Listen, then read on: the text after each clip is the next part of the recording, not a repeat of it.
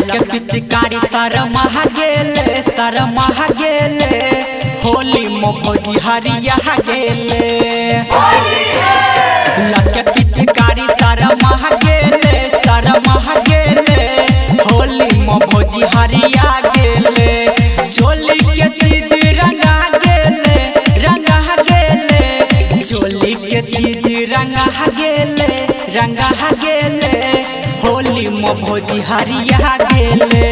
लके पिचकारी शरमा गेले होली मो भौजी हरिया गेले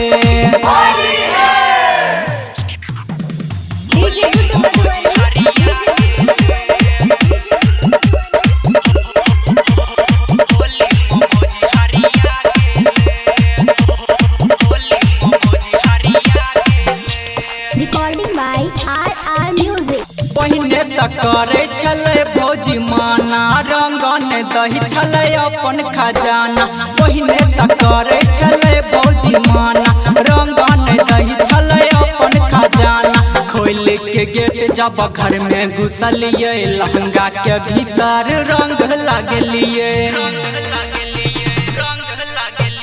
देख पिचकारी शरमा गेले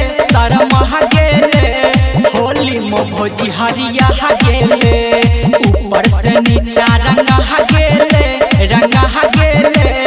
होली मो भौजी हरिया गेले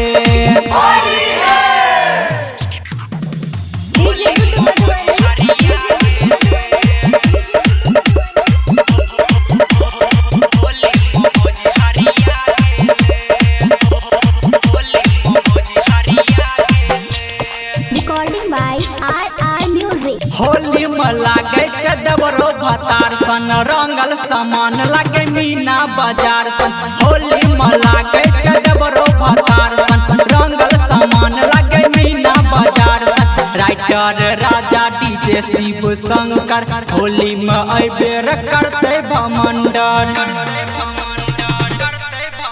हेरे प्यारे लाल जितेंद्र लड़ा गेले होली मो भौजी हरिया गेले ऊपर से नीचा रंगा गेले